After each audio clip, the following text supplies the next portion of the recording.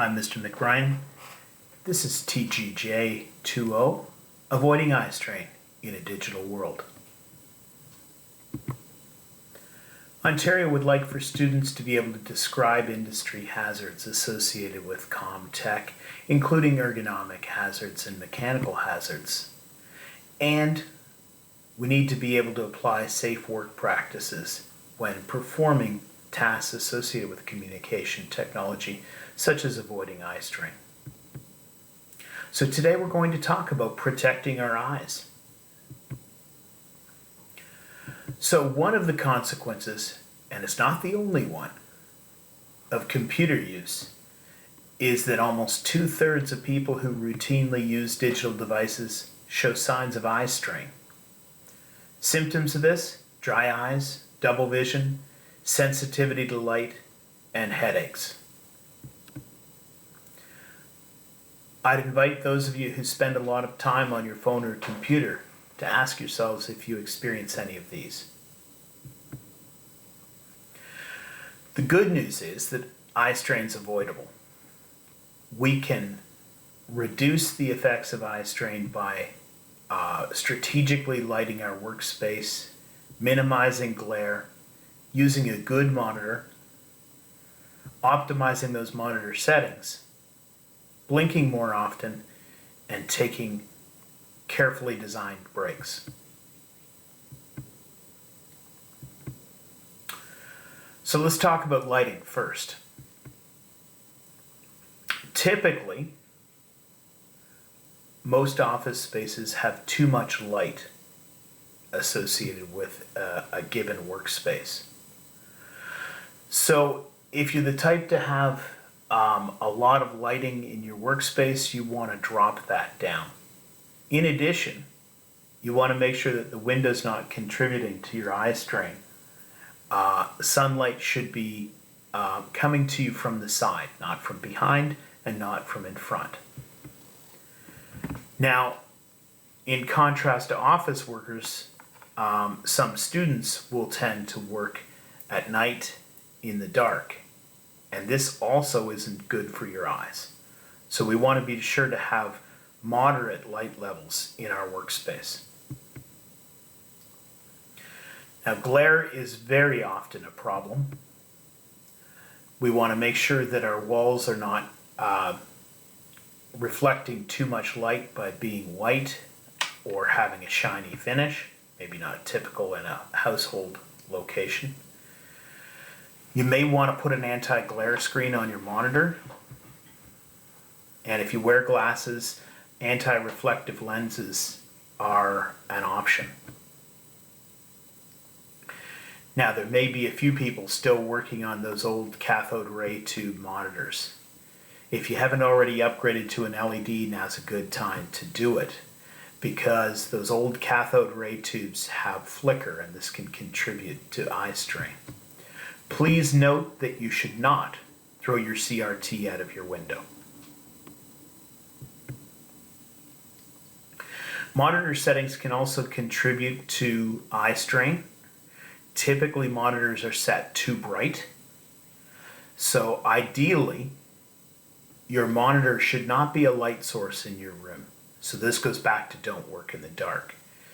So you want to have your monitor set to a brightness such that it looks approximately like a piece of paper lit by the lighting in your room. If you edit lots of documents, you should use a font size that's comfortable. Often our high-resolution monitors make font sizes small. And you should try to work, typically most people benefit from a black on white background.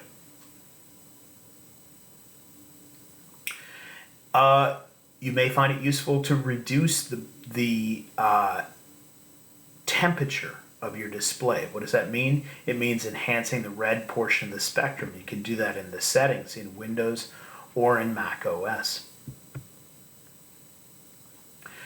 Typically when we're working, especially when we're working hard, we don't blink enough. So when we're looking at a computer, we blink less than 1/3 as much as we should. Unfortunately, a lack of blinking leads to dry eyes and eye irritation. So if you're stopping to think about the work that you're doing, you need to try to get in the habit of stopping to blink at the same time. And it is challenging to do this. Now, closely associated with this is the idea of eyes don't benefit from focusing at the same distance for long periods of time. It leads to muscle strain, and many report that this can also lead to a requirement for glasses much earlier in life than we would prefer. So the 20-20-20 rule gives your eyes a break. Every 20 minutes, take 20 seconds and look at least 20 feet away. Now, if you have trouble remembering to do this, there are apps that can remind you to do it every 20 minutes. You might want to install one of these on your computer. Your muscles also need breaks. So when we sit in the same position for long periods of time, it leads to muscle strain and headaches and these kinds of things. So it's a good idea every hour to get up, move around, stretch your muscles, do something to move yourself out of that computing position. Now, this is only a moderate contributor to eye strain, but can lead to other repetitive stress injuries if you don't have an ergonomic workstation.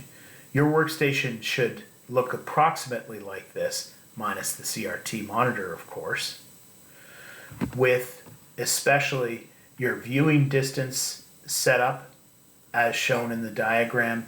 Your viewing angle, the center of your monitor, should be slightly below eye level. It's also a good idea to have a comfortable chair that allows you to put your feet on the floor appropriately. If you have the habit of lying on a bed with a laptop, this is not a good idea for a workspace. Okay, so key points then in avoiding eye strain. Anyone who works on digital devices more than an hour or two a day has the potential for repetitive stress injuries and for eye strain. To reduce eye strain, we want to manage the light around our workstation, practice good workstation ergonomics, and take appropriate breaks. So for your homework today, I'd like you to think about the way that you work at home. How many of these issues that have been described today are a problem in your home work area? And how many of these can you address? It may not be all of them. And if you'd like to do any additional reading, you can do it here. Thanks very much. Have a great night.